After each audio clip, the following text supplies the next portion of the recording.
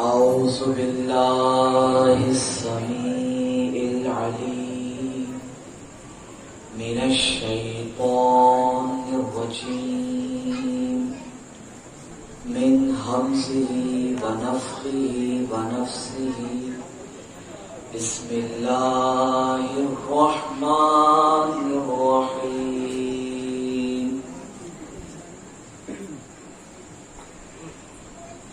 الحمد لله الذي علم بالقلم علم الإنسان ما لم يعلم قال الله تعالى في القرآن الكريم اهدنا الصراط المستقيم صدق الله العظيم اللهم صل على محمد وعلى آل محمد كما صليت على إبراهيم وعلى آل إبراهيم إنك حميد مجيد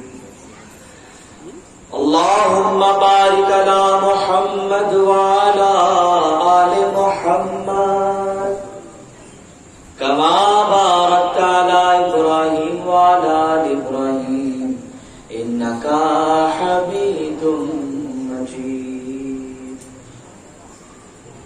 نادي لي مظهر رجائي تجد قولا لك في النوائب كل هم وغم سينتهي وبولايتك يا علي يا علي يا علي الصلاة والسلام عليك يا أبا عبد الله وعلى آلك وأصحابك يا أبا عبد الله.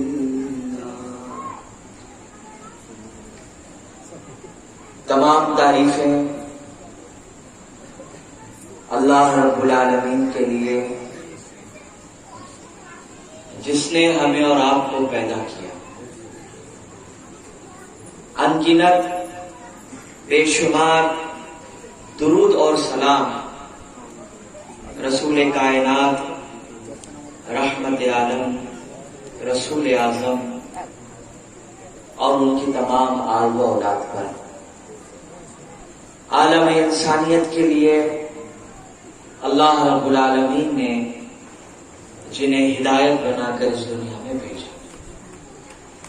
اللہ پاک کی رحمتیں ہوں، برکتیں نازل ہو تمام اصحاب رسول پر اور اولیاء کاملین پر، جن کی محنتوں اور کوششوں کے ذریعے اللہ کا دین ہم تک پہنچایا گیا.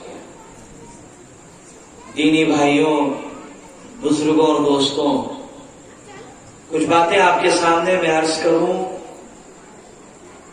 آئیے ہم اور آپ سب مل کر بہت ہی محبت اور عقیدت کے ساتھ نبی اور آل نبی کی بارگاہ مقدس میں بآواز بلند درود پڑھیں.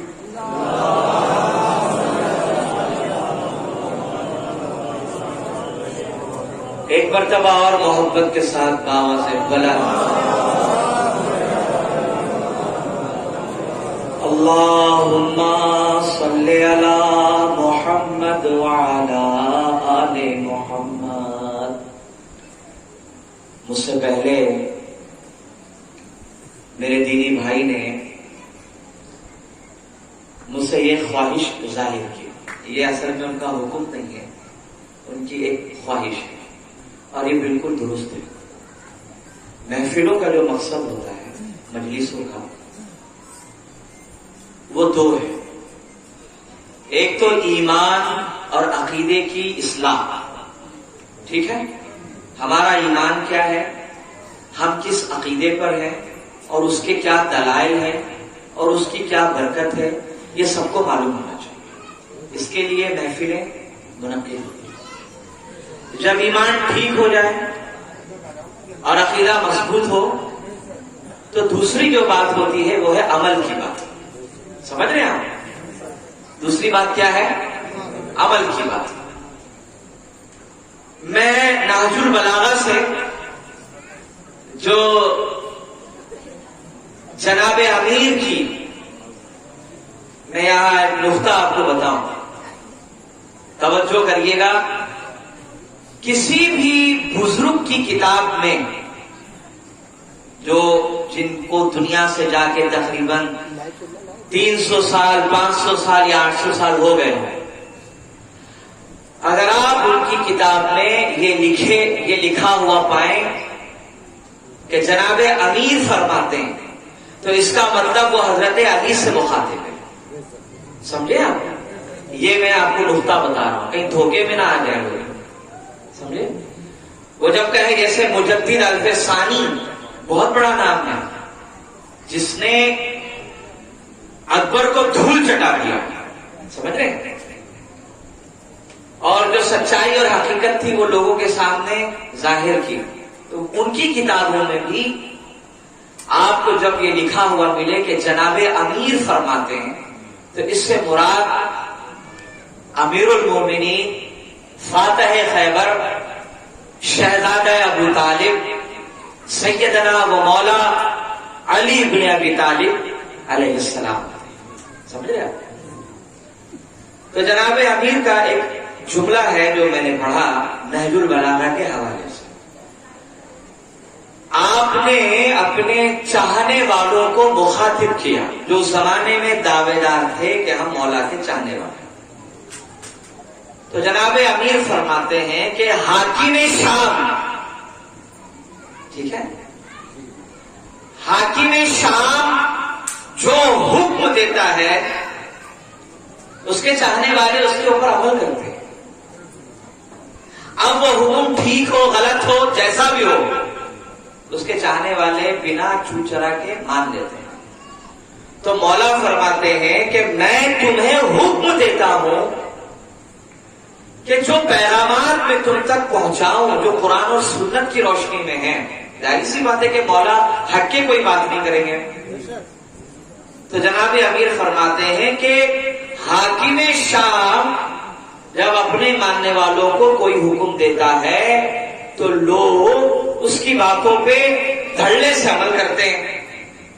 تو میں چاہتا ہوں کہ جو پیغام میں تم تک پہنچاؤں تم بھی ایسے ہی عمل کیا کرو.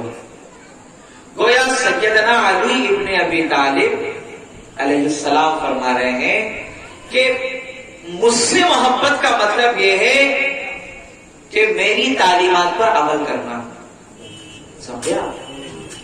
دیکھو نعرے حیدری کے لیے اگر کوئی نوجوان جوش میں آئے، سمجھے، اور اس نے پوری سانس کے ساتھ نعرہ مارا، نعرہ حیدری، کتنی محبت سے آپ نے جواب دیا. اگر یہ نعرے چلتے رہیں، مارنے والے کا جواب دیا جاتا رہے اور نعرہ لگانے والا اور جواب دینے والا یہ دونوں علی کے تعلیم سے دور ہوں تو کوئی فائدہ ہے؟ بولیے، نہیں فائدہ ہے. علی اپنے چاہنے والوں کو، اپنے ماننے والوں کو باعمل دیکھنا پسند کرتے ہیں. اس کو سمجھیے آپ. رسول کائنات صلی اللہ علیہ وسلم نے فرمایا کہ میں علم کا، بولیے، اور علی کیا ہے اس کے؟ تو باب العلم کا چاہنے والا جاہل ہو، سمجھ رہے ہیں آپ؟ ان پڑھ گوار انگوٹھا چھاپ. تو باب العلم کو ایسے لوگوں کی ضرورت نہیں. باب العلم کا چاہنے والا حلال اور حرام میں تمیز نہ کرے. جو آئے آنے دو بھائی، ہماری تجوری بھری رہنی چاہیے بس. اب وہ مال کہاں سے آ رہا ہے، کس کے آنسوؤں کو گرا کر لایا جا رہا ہے، کس کا حق مارا جا رہا ہے، کس یتیم کے حق پہ ڈاکہ ڈالا جا رہا ہے، اگر لوگ اس کی فکر نہ کریں تو ایسے لوگوں کو علی پسند نہیں کرتے. ٹھیک ہے، جب علی پسند نہیں کرتے اس کا دوسرا مطلب ہوا کہ نبی نہیں پسند کرتے، اور جب نبی نہیں پسند کریں گے تو اللہ بھی بولو. بہت اچھی بات میرے دیوی بھائی نے مجھے کہا کہ آپ کو اس پر بولنا چاہیے، اور الحمدللہ میں نے کہا کہ ابھی ابھی ہماری ملاقاتوں کا سلسلہ شروع ہوا ہے، ابھی ایام عذاب باقی ہے. روزانہ کی تقریروں میں انشاءاللہ آنے والی جو شب ہوگی، آنے والے وقتوں میں اصلاح معاشرہ کے اوپر سماج میں جو گندگی اور غلاظت اب پھیل رہی ہے اس پر بات ہوگی. ورنہ صاحب صرف فضائل فضائل فضائل فضائل چلتے رہیں اور عمل کی کوئی بات نہ ہو تو پھر علی کو بھی ایسی مجلسیں پسند نہیں. علی کو بھی ایسی مجلسیں نہیں پسند جہاں صرف مولا کے فضائل بیان کی جائے اور مولا کی نماز کے بارے میں کوئی ذکر ہی نہ ہو. سمجھ رہے ہیں آپ؟ دیکھو علی کعبے میں آئے. ابھی میں نے تقریر بھی شروع کی کیونکہ میرا موضوع تھوڑا الگ ہے. آج انشاءاللہ ہم بات کریں گے 5 تن کی پہلی ذات سرور کائنات کے فضائل کے اوپر جو ہمارے آقا و مولا ہے. ٹھیک، اب میں نے شروع نہیں کی، انشاءاللہ اس پر بات ہوگی، لیکن ضمن بات آگے تو میں بات رکھ رہا ہوں. میں یہ کہہ رہا تھا کہ علی کعبے میں آئے. یہ غور کریے گا بات کو. رجب کی زور سے بولیے کتنی تاریخ؟ زور سے ادھر والے بولیے، یاد ہونا چاہیے. رجب کی 13 تاریخ کو علی کعبے میں آتے ہیں اور زندگی کے صبح اور شام گزار کر رمضان کی 21 کو اللہ کے گھر سے جاتے ہیں. تو علی کا کعبے میں آنا اور رمضان کی 21 کو اللہ کے گھر سے سجدے کی حالت میں جانا یہ بتاتا ہے کہ علی نے کبھی خدا سے رشتہ توڑا ہی نہیں. سمجھ رہے ہیں آپ؟ اور یہ بھی سن لیجیے گا کہ علی کی محبت میں کچھ لوگ جو آپے سے باہر ہو رہے ہیں، جملے ذرا سمجھیے گا شاید تھوڑے تلخ ہو جائیں لیکن ایمان اور عقیدے کی انشاءاللہ اصلاح ہو جائے گی. علی کے فضائل دیکھ کر، علی کی کرامات دیکھ کر جو علی کو خدا سمجھ بیٹھے وہ یہ جان لے کہ علی جب بھی سجدے میں جاتے ہیں تو کہتے ہیں سبحان ربی الاعلی. اور علی نے سجدے میں سر رکھ کے بتا دیا کہ میں اللہ کا بندہ ہوں. گمراہ نہیں ہونا چاہیے صاحب. دیکھو علی کے فضائل اتنے ہیں، اتنے، اللہ اللہ. احمد ابن حنبل فرماتے ہیں کہ اتنے فضائل علی کے آئے ہیں کہ اگر اس کو لکھا جائے صاحب کتابیں ختم، کاغذ ختم، انک ختم، سب ختم، زندگی بھی ختم، مولا کے فضائل ختم نہیں. مگر یہ فضائل دیکھ کر کوئی دھوکہ کھا جائے اور یہ سمجھے کہ صاحب علی تو اللہ ہے، یہ غلط فہمی کا شکار ہو گیا. اس کو چاہیے کہ اپنا علاج کر لے. سمجھے؟ اگر وہ مجلس حسین میں آئے اور غم حسین میں آنسو بہائے، خوب خوب روئے، پھر بھی کہیں کہ نہیں صاحب ہم تو علی کو رب مانتے. ان اللہ لا یغفر ان یشرک بہ، اللہ شرک کو معاف نہیں کرے گا. ہاں، تو علی کیا ہے؟ عبد ہیں، بندے ہیں، کیونکہ زندگی بھر سبحان ربی الاعلی و بحمدہ کہہ کے انہوں نے اللہ کی پاکی کی بیان کی. ٹھیک ہے، تو یہ چیز ذہن میں رکھیے کہ باب العلم جو ہے تو علم والوں کو پسند کریں گے. تو یہ مجلسیں اصلاح کے ساتھ ساتھ عمل کی، عقیدے کے لیے بھی منعقد کی جاتی ہے. یہ 10 دنوں کے اندر کہ عقیدے ٹھیک ہو اور انسان عمل کی طرف آئے. آپ مجھے بتائیے کہ مولا کا چاہنے والا ایک آدمی، جتنی آپ نے پڑھا ہو کہیں بھی، جو کتابیں آپ نے پڑھ لی، ایک آدمی سے مجھے بتا دیجئے کہ جناب یہ مولا سے بہت محبت کرتا تھا اور سود کھاتا تھا، ہاں شراب پیتا تھا، صاحب نماز نہیں پڑھتا تھا، لیکن علی سے بڑی محبت ہے. کوئی ایسا ہے آپ نے پڑھا ہے؟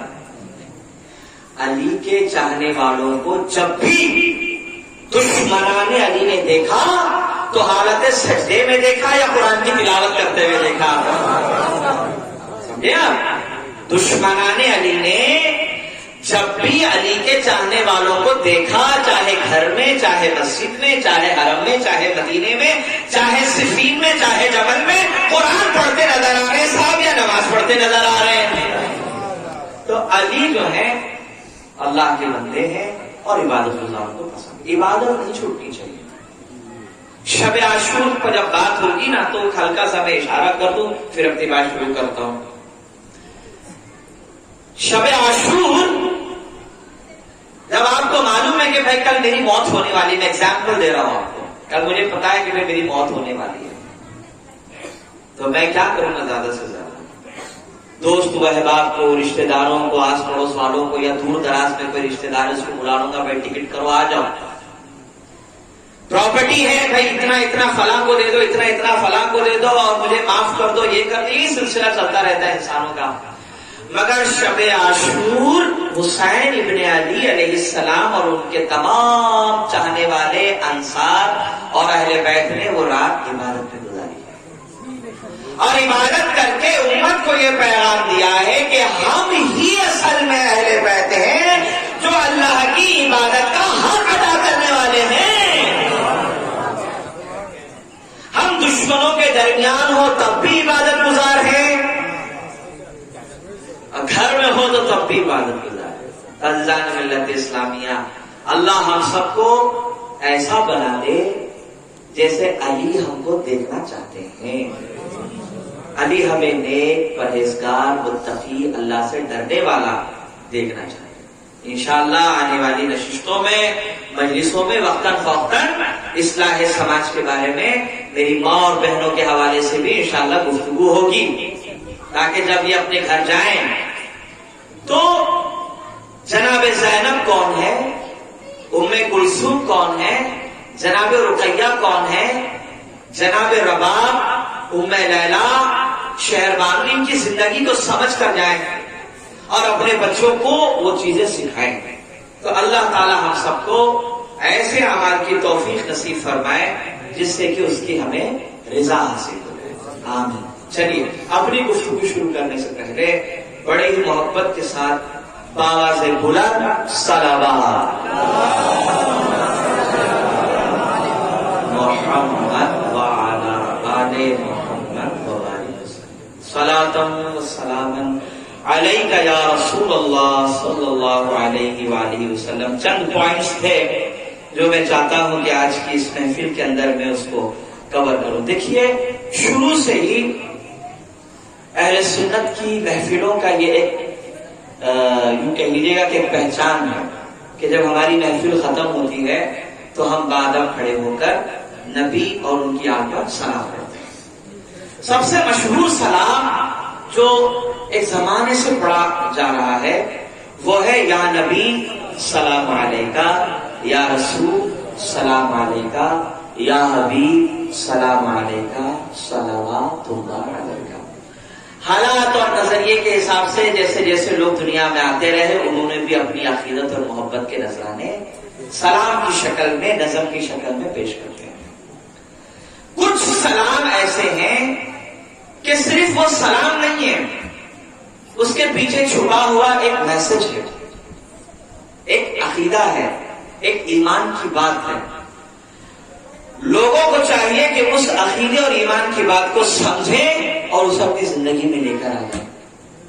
جیسے ہم صبح شام ایک سلام پڑھتے ہیں اور وہ سلام یہ ہے، وہ مصطفیٰ جان رحمت پہ لاکھوں سلام، شمع بس میں ہدایت پہ لاکھوں سلام. اور اسی کے بہت سے اشعار میں یہ بھی اشعار ہم پڑھتے ہیں جبکہ پڑھنا چاہیے کہ سیدہ ظاہرہ طیبہ طاہرہ. کس کو کہہ رہے ہیں؟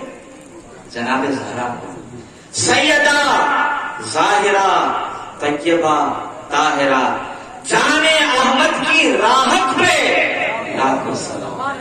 اور کہہ رہے ہیں کہ حسن مصطفیٰ سید الاسقیاء راکب دوش عزت پہ لاکھوں سلام. یہ جو اشعار ہیں ان اشعار کے پیچھے پیغام ہے اور یہ پیغام یہ ہے جو سمجھداروں کو سمجھ میں آ جاتی ہے بات. وہ یہ ہے کہ اگر آپ علی کو کہتے ہیں علیہ السلام کیا کہتے ہیں تو لوگ کہتے ہیں یار آپ علیہ السلام کہتے ہیں کہتے نہیں کہتے. حسن علیہ السلام حسین پیچھے والے علیہ السلام.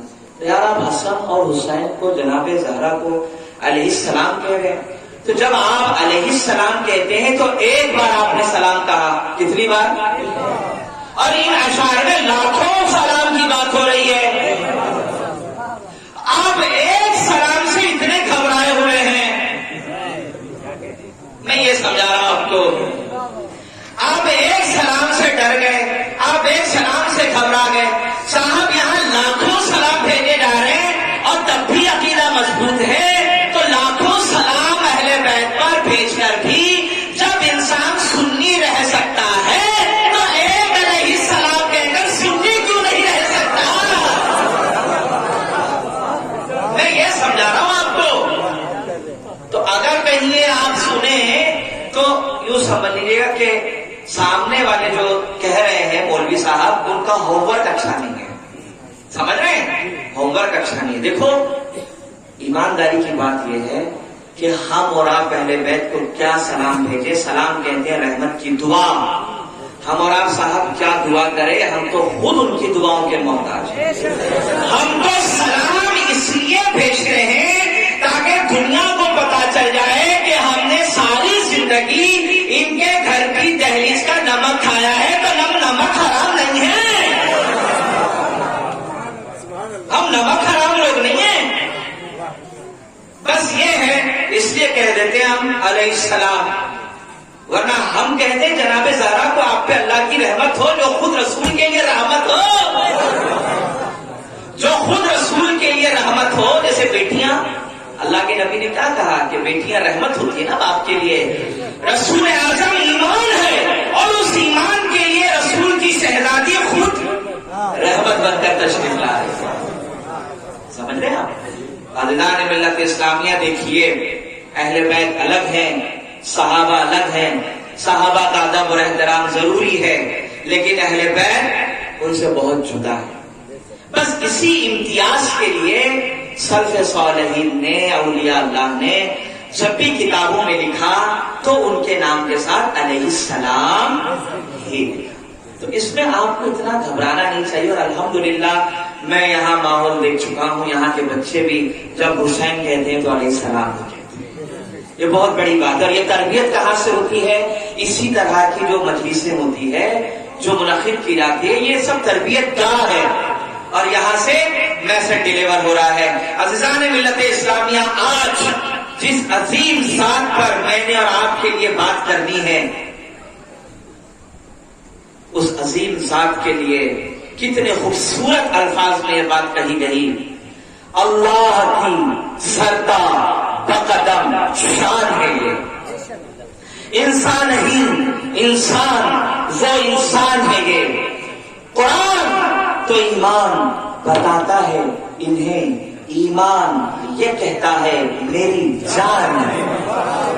آج پنجتن کی پہلی ذات, پنجتن کی پہلی ذات سرور کائنات, رحمت عالم, رسول اعظم, امام الانبیاء, سردار انبیاء, حسنین کے نانا, زہرا کے بابا, حسنین کے نانا, زہرا کے بابا, یعنی محمد رسول اللہ صلی اللہ علیہ وآلہ وسلم کی زندگی اور ان کے ذات طیبہ کے برکات کے حوالے سے انشاءاللہ گفتگو ہم کریں گے.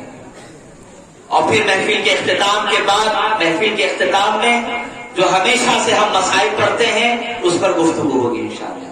عزیز دوستوں, دینی بھائیوں, اللہ رب العالمین نے رسول کائنات صلی اللہ علیہ وسلم کو رحمت بنا کر بھیجا، اور رحمت پوری انسانیت کے لیے، پوری کائنات کے لیے رحمت بنا کر بھیجا۔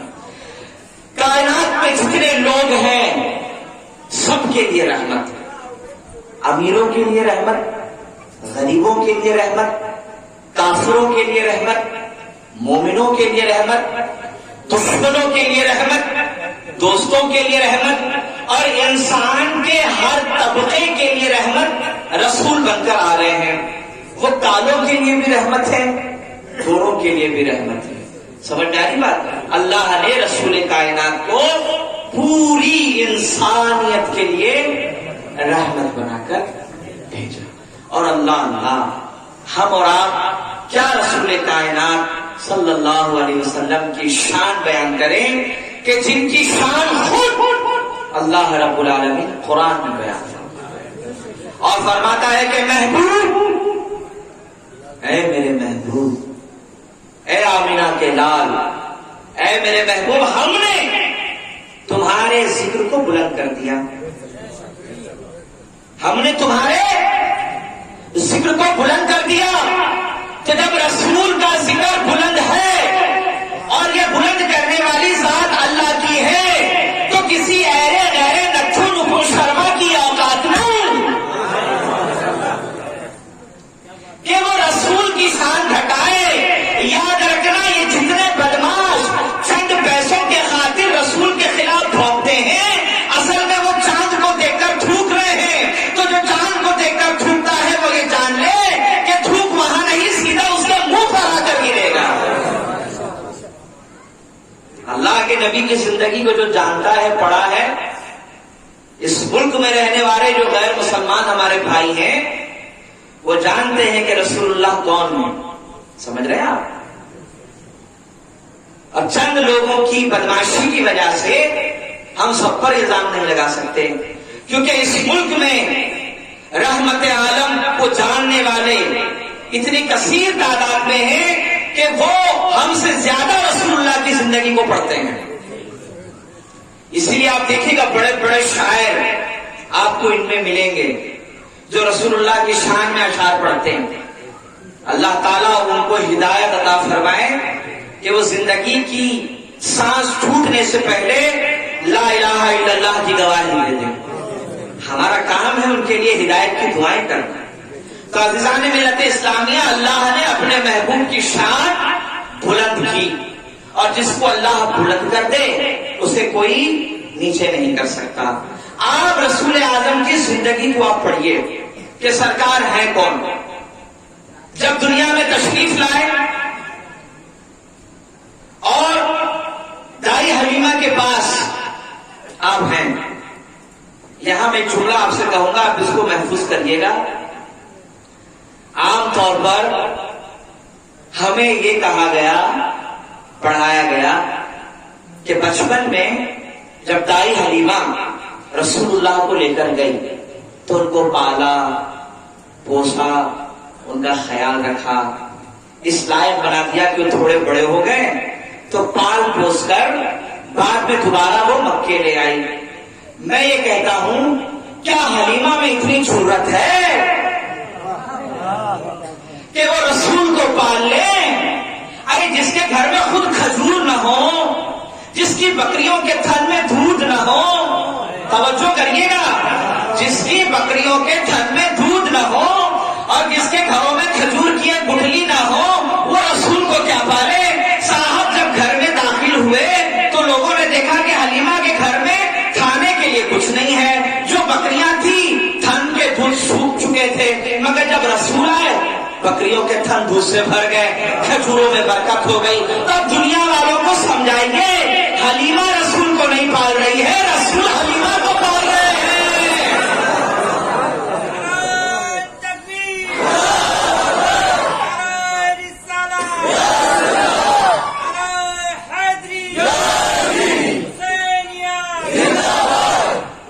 آپ سمجھ رہے ہیں میری بات کو؟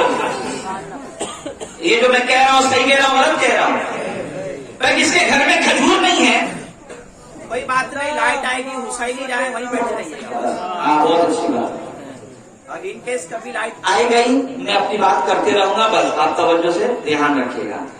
تو جس کے گھر میں کھجور نہ ہو، بکریوں کے دودھ نہ ہو، وہ کیا رسول اللہ کو پال سکے؟ سرکار کے گھر میں آتے ہی جو برکتیں آپ دیکھ رہے ہیں اور جناب حلیمہ کے دوسرے بچے کھا پی رہے ہیں، یہ سب رسول کی برکت سے. تو اب رسول اللہ حلیمہ کو پال رہے ہیں، نہ کہ حلیمہ رسول کو پال. یہ شان والے ہمارے نبی کہ بچپن ہی سے غریبوں کی فکر ہے اور امت کو سمجھا رہے ہیں کہ میرے امتی ہو تو غریبوں کے حق نہ مارنا. سمجھ رہے ہیں آپ؟ غریبوں کے حق نہیں مارنا، یہ ہے رسول اللہ کی زندگی کہ بچپن سے سکھا رہے ہیں. اور روایتوں کے الفاظ یہ ہیں کہ بعض روایت میں لکھا ہوا ہے کہ آپ صلی اللہ علیہ وسلم جب جناب حلیمہ کا دودھ نوش فرماتے تھے تو ایک تھن سے پیتے تھے اور دوسرا تھن چھوڑ دیتے تھے. تو جناب حلیمہ چاہتی تھی کہ یہ جو برکت والا بچہ ہے یہ پیٹ بھر کے دودھ پیے. تو جب دوسری طرف رخ کرتی، سرور کائنات بچپن کے حالت میں اپنا منہ وہاں سے پھیر لیتے تھے. کیوں بھائی؟ اس لیے کہ رسول بچپن میں یہ سکھا رہے ہیں کہ حلیمہ کی اور بھی اولادیں ہیں. اگر سارا دودھ میں پی جاؤں تو گویا کہ میں نے حق مار دیا. اور رسول بچپن سے بتا رہے ہیں امت کو کہ میں وہ نبی ہوں جو تمہیں یہ بتا رہا ہوں کہ خود بھوکے رہنا لیکن کسی کا حق. یہ سیرت رسول ہے اور اس کی ضرورت ہے آج امت کو. صاحب دیکھو، حاجی بننا کمال کی بات نہیں ہے، ہاں نمازی بننا کمال کی بات نہیں ہے. حاجی بن کر، نمازی بن کر بھی اگر لوگوں کے حقوق پہ ڈاکے ڈالے اور لوگوں کے حقوق مارے تو اس کا مطلب یہ ہوا کہ نہ تو وہ حاجی صاحب ہے اور نہ ہی نمازی صاحب ہوئے. حج اور نماز اسی انسان کو فائدہ پہنچائے گی جو اخلاقی اعتبار سے بہترین انسان ہو. صاحب 10 حج کر لیے اور بہنوں کے حق مار لیے جائیداد پہ. سمجھ رہے ہیں آپ؟ پراپرٹی باپ دادا چھوڑ کر گئے جس میں بہنوں کا حق نکلتا تھا، لیکن ٹھاکر ہیں، گھر کے بڑے ہیں تو انہوں نے شادی کر دی، جہیز لے لیا، اب چلے جاؤ اپنے گھر. حق نہیں ہے صاحب، بالکل نہیں. اسلام یہ کہتا ہے کہ شادی کے بعد اگر تم نے اپنی بیٹی بہا دی اور وہ گھر چلے گئی اور تمہاری پراپرٹی میں ماں باپ کے اگر اس کا حق نکلتا ہے تو آپ کو دینا ہے، یہ دینا ہے آپ کو.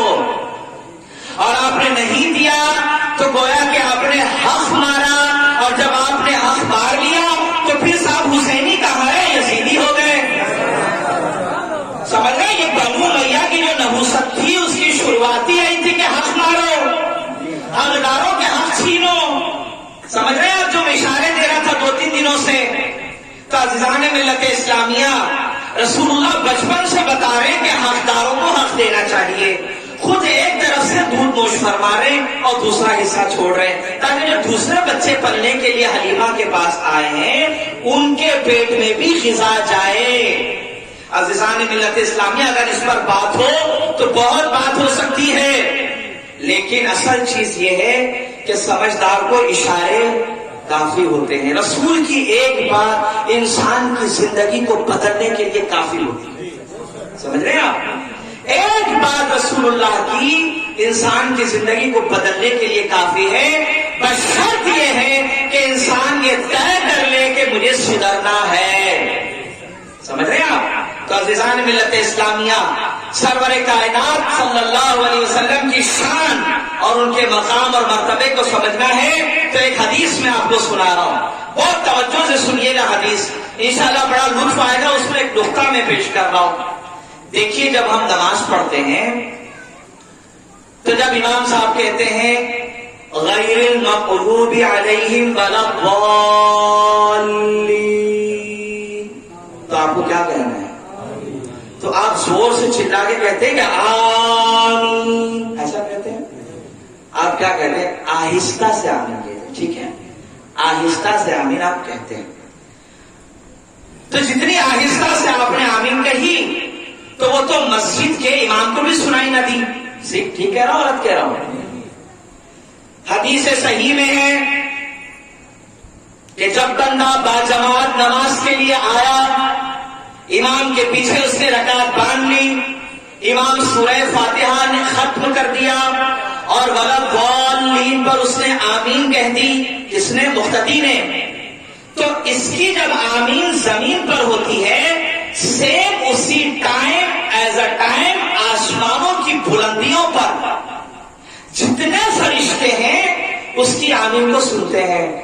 سمجھ رہے ہیں آپ؟ اس کی آمین کو سنتے ہیں اور وہاں سے بھی وہ کہتے ہیں آمین. زمین پر آپ نے آمین کہا، اب میں نقطہ دے رہا ہوں سنیے. زمین پر آپ نے آمین کہی مگر آہستہ، اور آہستہ کی آمین عرش کے اوپر، عرش میں، آسمانوں میں رہنے والے فرشتوں نے سنی، اور سن کر آپ کی آمین کے ساتھ کہا آمین. حضور فرماتے ہیں کہ جس کی آمین آسمان کے فرشتوں سے مل جاتی ہے، اللہ اس کے گناہوں کو معاف کر دیتا ہے. آپ ذرا سوچئے، فرشتے رسول کائنات صلی اللہ علیہ وسلم کے غلام ہیں. کیا ہیں؟ غلام. رسول اللہ کے غلام ہیں فرشتے، اور ان کا حال یہ ہے کہ آسمانوں کی بلندیوں پر جب آپ زمین سے آمین کہیں تو غلام ہو کر وہ اتنی آہستہ کی آمین سن لیتے ہیں. تو جو غلام کے اندر اتنی طاقت اللہ نے دے رکھی ہے، غلاموں کو جب اللہ نے اتنی طاقت دے رکھی ہے کہ وہ زمین سے آہستہ آمین سن لے، تو جو فرشتوں کے بھی سردار ہیں رسول اللہ، فرشتوں کے بھی سردار ہیں رسول کائنات، تو ہمارا یہ ایمان ہے، ہم ہندوستان کی سرزمین سے رسول پر سلام پڑھیں، چاہے آہستہ کہیں چاہے بلند آواز سے کہیں، ہمارا ایمان ہے کہ سرور کائنات مدینے کی سرزمین پر اپنے چاہنے والوں کے سلام کو سنتے ہیں. نعرہ تکبیر، نعرہ رسالت، نعرہ حیدری، نعرہ تکبیر. فرشتوں کو تو اللہ کے نبی کا غلام بنایا ہے اللہ نے، نوکر. فرشتے جو ہیں نوری مخلوق، یہ رسول اللہ کے نوکر ہیں. ان کا کام ہی یہی ہے، جو درود پڑھتا ہے اس کے درود کو لیتے ہیں، رسول اللہ کے پاس چلے جاتے ہیں. جو سلام پڑھتا ہے اس کے سلام کو لیتے ہیں، رسول اللہ کے پاس چلے جاتے ہیں. یا رسول اللہ اس نے آپ پہ درود پڑھا، یا رسول اللہ اس نے آپ کے اوپر سلام پڑھا. یہ نوکر بنا دیا اللہ نے. تو جو نوکر ہیں ان کی طاقت سمجھ میں آ رہی ہے آپ کے؟ آپ کی ہلکی سی آمین وہاں انہوں نے کیچ کر لی اور وہاں سے آمین کے جواب میں آمین کہہ دیا. تو ظاہری سی بات ہے کہ جب نوکر کو اتنا پاور اللہ نے دیا ہے تو سرکار کو تو اس سے ڈبل دیا ہوگا. عزیزان ملت اسلامیہ، مجھے وہ بات یاد آ رہی ہے، مولا کائنات امیر المومنین سیدنا علی ابن ابی طالب علیہ السلام جا رہے تھے راستے میں، تو آپ نے فرمایا کہ دیکھو ان گلیوں میں، ان راستوں میں جو درخت ہیں، جو پتھر ہیں، ان کو معمولی نہ سمجھو. میں جب رسول اللہ کے ساتھ جاتا تھا، اب دیکھیے علی کی طاقت، میں جب رسول اللہ کے ساتھ انہی گلیوں سے گزرتا تھا اور انہی پہاڑوں کے درمیان سے گزرتا تھا تو میں نے خود سنا، علی فرماتے میں نے خود سنا کہ پہاڑ اور درخت خود کہا کرتے تھے السلام علیکہ یا رسول اللہ. علی فرماتے میں نے کئی دفعہ سنا، دیکھیں علی کی طاقت دیکھیں، جب رسول کے ساتھ رہیں تو علی کو سننے کی طاقت جو اللہ نے دی ہے اس میں کمال اور برکت ہو جاتی ہے کہ جب رسول کے ساتھ علی ہوں تو جو رسول کے معجزات ہیں اس کو محسوس کرنے میں علی پہلے نمبر پر ہے، علی اس کو پہلا محسوس کرتے ہیں. تو عزیزان ملت اسلامیہ، سرکار فرماتے ہیں، توجہ کریے گا بات کو، میں آج بھی اس پتھر کو جانتا ہوں جو میری نبوت کے اعلان سے پہلے 40 سال کی عمر میں اعلان ہوا، نبی پہلے سے تھے، نبوت کے اعلان سے پہلے میں اس پتھر کو آج بھی جانتا ہوں جو مجھ کو سلام کیا کرتا تھا. تو عزیزان ملت اسلامیہ، پتھر رسول کو سلام کرے تو رسول کہے میں بھولا نہیں، پتھر رسول کو سلام کرے تو سرکار فرماتے میں بھولا نہیں۔ تو یہ ناممکن بات ہے کہ آپ کا امتی آپ کو سلام کرے، آپ کا امتی آپ پر درود پڑھے، آپ کا امتی آپ کو سلام کرے، آپ پر درود پڑھے، اور اس کے بعد وہ مر جائے، پھر قبر میں جائے، سوال ہو من ربو کا ماں دینو کا، پھر سرور کائنات کو دکھایا جائے اور پوچھا جائے ان کے بارے میں کیا کہتے ہو۔ میرا یہ یقین کہتا ہے کہ جب تیسرا سوال ہوگا ان لوگوں سے جو نبی پر درود پڑھا کرتے تھے، نبی کو سلام کیا کرتے تھے، تو اللہ کے نبی فرشتوں سے کہیں گے اس سے کیا پوچھتے ہو، ارے مجھ سے پوچھو، میں بتاؤں گا کہ یہ کون ہے، اس لیے کہ جو پتھر مجھے سلام کرتا تھا میں جب اسے نہیں بھولا، یہ تو میرا امتی ہے، جب یہ سلام کرتا ہے تو میں اسے کیسے بھول سکتا ہوں۔ نعرہ تکبیر، نعرہ رسالت، نعرہ حیدری، عزیزان ملت اسلامیہ، بہت بڑی بات ہے، اور اللہ کا احسان ہے کہ اللہ رب العالمین نے ایسے مقدس اور بابرکت خیر و برکت والے نبی کا ہمیں امتی بنایا، بہت بڑی بات ہے۔ اگر اللہ رب العالمین جناب عیسیٰ کی امت میں آپ کو اور مجھے پیدا کرتا تو ہم جھگڑا کرتے، جناب موسیٰ کے زمانے میں آپ پیدا ہو جاتے، میں پیدا ہو جاتا، ہم کیا کر سکتے ہیں؟ کچھ نہیں، ان کے امتی کہلاتے۔ لیکن قربان جائیے اللہ نے ہمیں ان کا امتی بنایا جو نبیوں کے سردار ہیں، سمجھ رہے ہیں آپ، جو نبیوں کے سردار ہیں۔ تو جب یہ نبیوں کے سردار ہوئے تو اس کا مطلب یہ ہوا یہ امت پچھلی تمام امتوں کی سردار، سمجھ میں آئی بات؟ تو جب یہ امت پچھلی تمام امتیوں کی سردار، تو اس کا مطلب یہ ہوا کہ نبی کے ساتھ جو بھی مقابلہ کرے یا ان کی آل کے ساتھ مقابلہ کرے، ذلت ہمیشہ اس کا مقدر بنے گی۔ کہ جب اللہ نے آدم کو پیدا کیا اور کہا کہ اس کو سجدہ کرو تو سب لوگ چلے گئے، ایک صاحب نہیں گئے، ٹھیک ہے؟ تو نتیجہ کیا ہوا قیامت تک کے لیے؟ ذلیل۔ تو معلوم یہ ہوا کہ جو نبی کے مقابلے میں اکڑ دکھائے وہ ذلیل، اور جو اولاد رسول کے مقابلے میں اکڑتا ہوا آئے وہ ذلیل۔ آدم کے مقابلے میں ابلیس آکڑا تو لعنت اللہ علیہ ہوا، اور حسین کے مقابلے میں یزید آیا تو لعنت اللہ علیہ ہوا۔ اب صرف یزید نہیں صاحب، جس جس کے اندر یزیدیت پائی جائے گی، جس کے اندر یزیدیت پائی جائے گی، اب آپ سوچئے گا کہ یزیدیت کیسے پائی جائے؟ جس کو علی کے فضائل سن کے شک ہو اور وہ کہے صاحب یہ کہاں لکھا ہوا ہے، وہ کہاں لکھا ہوا، آج تک تو ہم نے نہیں سنا، ہمارے مولوی صاحب نے تو ہم کو نہیں بتایا، سمجھ رہے ہیں آپ؟ ہمارے مولوی صاحب نے تو ہم کو نہیں بتایا، یہ آپ کہاں سے لے آئے؟ صاحب ہم نہیں مانتے، آپ تو شیعوں کی بات کرتے ہیں، آپ ان کو سنتے ہیں، آپ ان کی کتابیں پڑھتے ہیں، یہ جو شک والی جو باتیں لاتے ہیں، سمجھ جائیے گا کہ یزیدیت پائی جا رہی ہے۔ ورنہ ایمانداری کے ساتھ آپ ایک بات بتائیے بھائی، صحیح حدیث میں ہے اللہ کے نبی علیہ السلام فرماتے ہیں کہ علی سے مومن محبت کرے گا، برابر، منافق علی سے محبت۔ چلو پوری دنیا کا سروے کرو آپ ایمانداری سے، جیسے جنگل بنا ہوتی ہے نا، آپ ایک سروے کر لیں اور مجھے بتائیے کون ہے ماں کا چنا جو اس دنیا میں رہتا ہے اور وہ علی کے خلاف ہے؟ آپ بتاؤ، ہے کوئی؟ کسی بھی جماعت میں جائیے، کسی بھی مسلک میں جائیں آپ، اس کو پوچھو صاحب آپ تبلیغی جماعت والے ہیں، چلوں میں جاتے ہیں، آپ علی سے محبت کرتے نہیں کرتے؟ کہے استغفر اللہ، کیوں نہیں، ہم تو علی سے محبت کرتے ہیں۔ آپ دیوبندی ہیں، علی کے بارے میں کیا خیال ہے؟ نہیں صاحب وہ تو امیر المومنین ہے، اللہ کے ایک بندے، ہمیں بڑی محبت ہے۔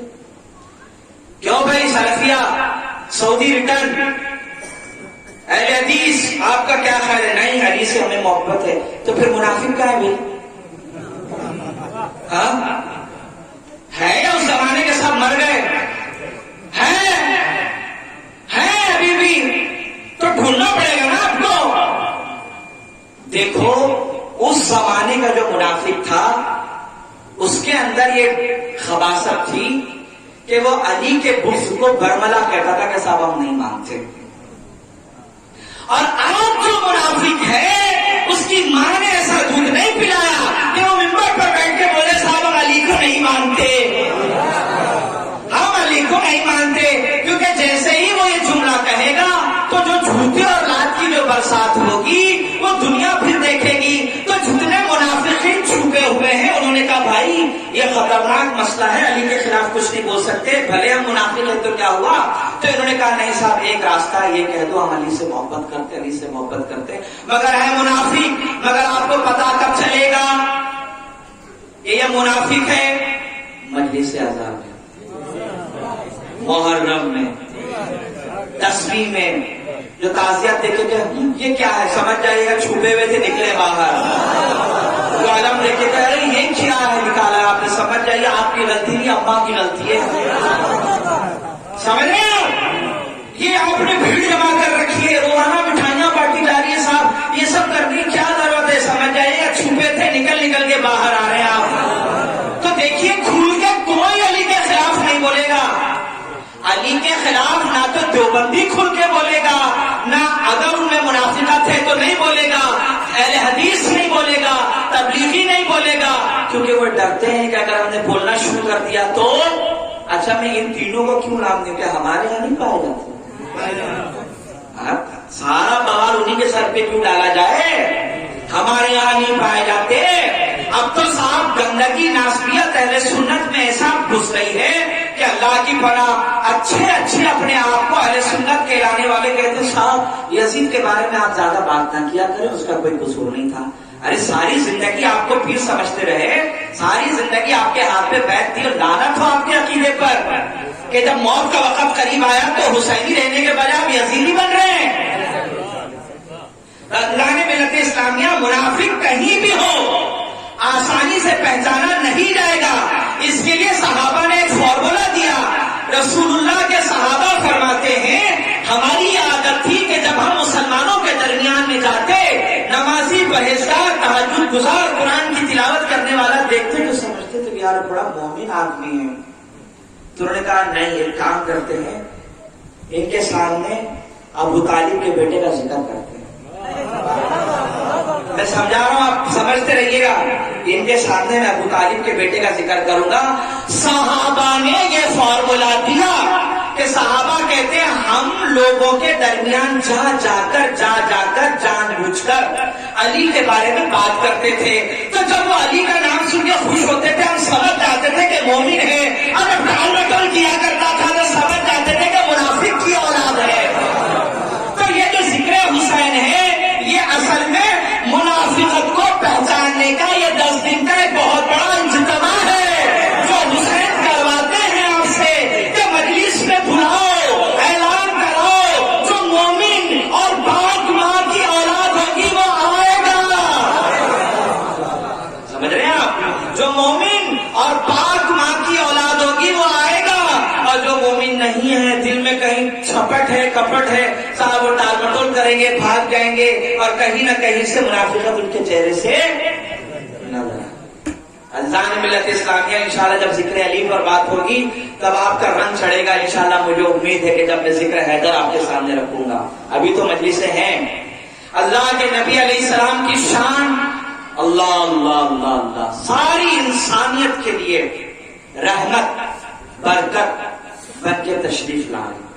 ساری انسانیت کے لیے رحمت برکت بن کر تشریف لا رہے. اگر میں حضور پاک علیہ السلام کی ایک ایک برکت آپ کو بتاؤں مجلس ختم ہو جائے گی مگر حضور کی برکتیں ختم نہیں ہوگی.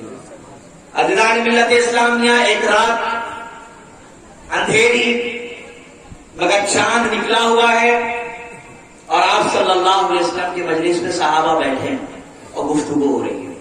بات چیت ہوتے ہوتے بہت دیر ہو گئی اور جب دیر ہو گئی تو گاؤں کھیڑے کے لوگ تھے دور دور سے آتے تھے حضور سے ملنے کے لیے. تو انہوں نے کہا حضور اجازت دیجیے اب ہم اپنے گھر جاتے ہیں. آپ نے کہا ٹھیک ہے جاؤ آرام کرو.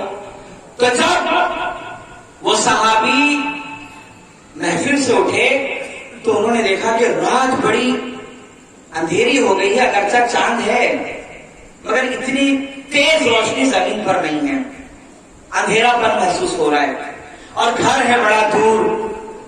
تو انہوں نے کہا یا رسول اللہ گھر بڑا دور ہے، جانا ضرور ہے، اب بتائیے میں کیا کروں. تو آپ صلی اللہ علیہ وسلم نے کہا کہ ادھر آؤ.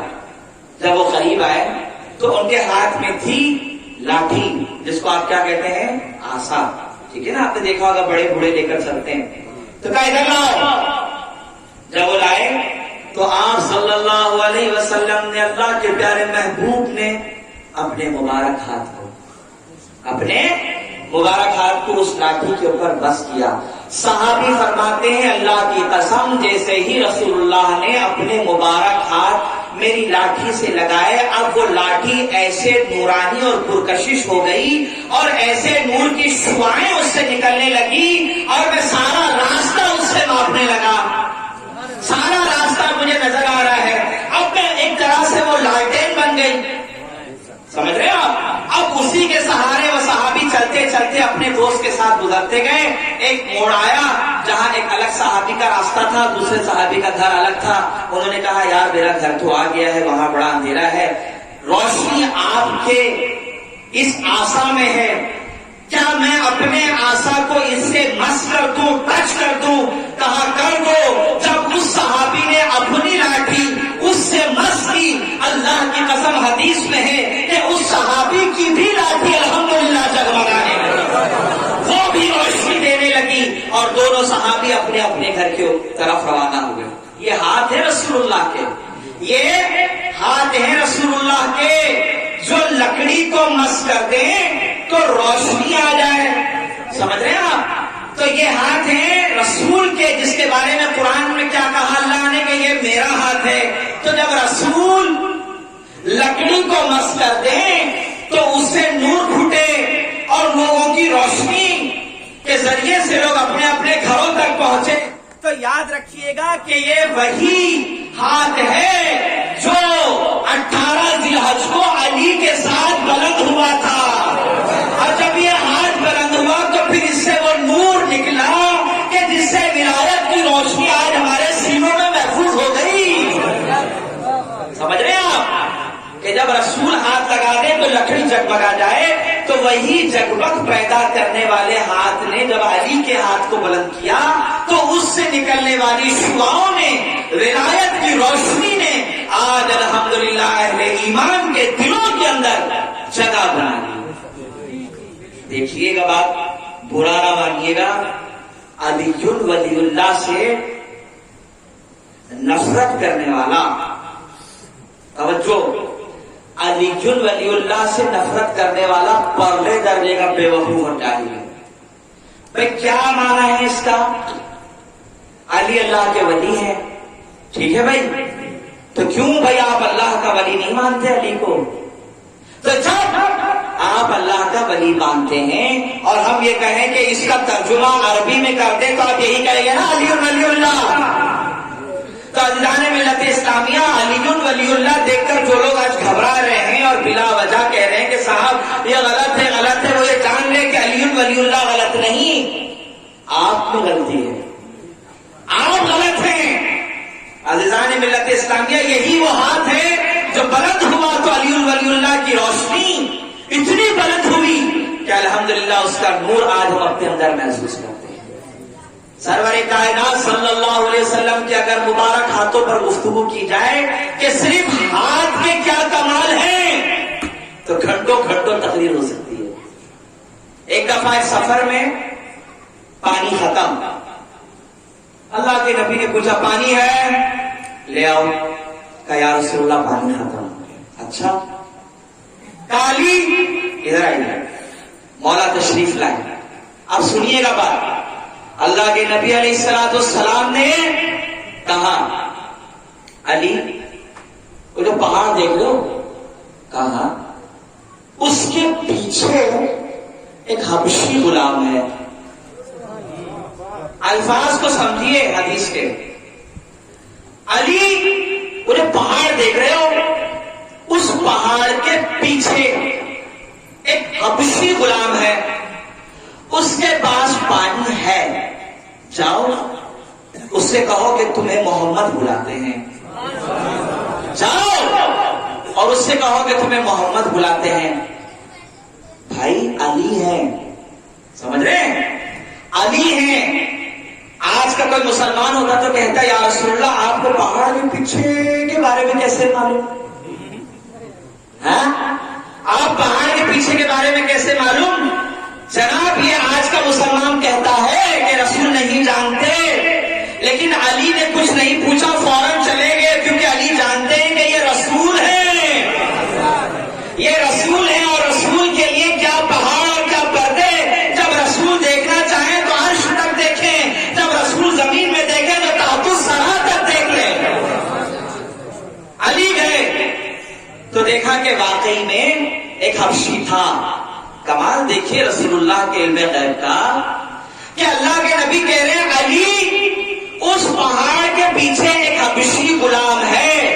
دیکھیے رسول جان رہے ہیں کہ وہ حبشی ہے، کالا کلوٹا، اس کا رنگ بھی جانتے ہیں، حبشہ کا رہنے والا ہے یہ بھی جانتے ہیں، اور اس کے پاس پانی ہے یہ بھی جانتے ہیں۔ اب جب علی گئے تو دیکھا کہ صاحب موجود ہیں، کہا کہ ادھر آؤ۔ کہا کیا بات ہے؟ کہا تمہارے پاس پانی ہے؟ کہاں ہے؟ کہا ایک کام کرو یہ پانی لو اور چلو ہمارے ساتھ، ہمارے سردار تمہیں بلاتے ہیں۔ کیا کہا؟ ہمارے آقا و مولا ہمارے سردار نے تمہیں بلایا ہے۔ تو اس غلام نے کہا کہ دیکھو میں تو یہاں نوکری کر رہا ہوں، بھیڑ بکریاں چرانا میرا کام ہے، میرا مالک بڑا بدتمیز ہے اور بہت طبیعت کا بڑا سخت آدمی ہے، اگر میں دیری سے پہنچا تو یہ مجھے مار دے گا، میں نہیں جا سکتا۔ جب یہ اپنی باتیں بنانے لگا، یہاں وہاں کی ٹال مٹول کرنے لگا، تو صاحب وہ یہ بھول گیا کہ وہ کس کے سامنے باتیں بتا رہا ہے، وہ یہ بھول گیا کہ کس کے سامنے باتیں اور بہانے تلاش کر رہا ہے۔ علی نے کہا بس تیری نہیں چلے گی، جب سرکار نے بلایا ہے تو تجھے چلنا ہوگا، آقا و مولا نے بلایا ہے تو تجھے آنا ہوگا۔ اب علی اسے لے کر آئے، جب علی لے کر آئے تو اللہ کے نبی نے کہا اے حبشی غلام تیرے پاس پانی ہے بتا۔ اس نے ایک پیالہ پیش کیا، اس میں پانی تھا۔ اللہ کے نبی علیہ السلام نے اپنے مبارک ہاتھوں کو اس پیالے کے اندر داخل کیا۔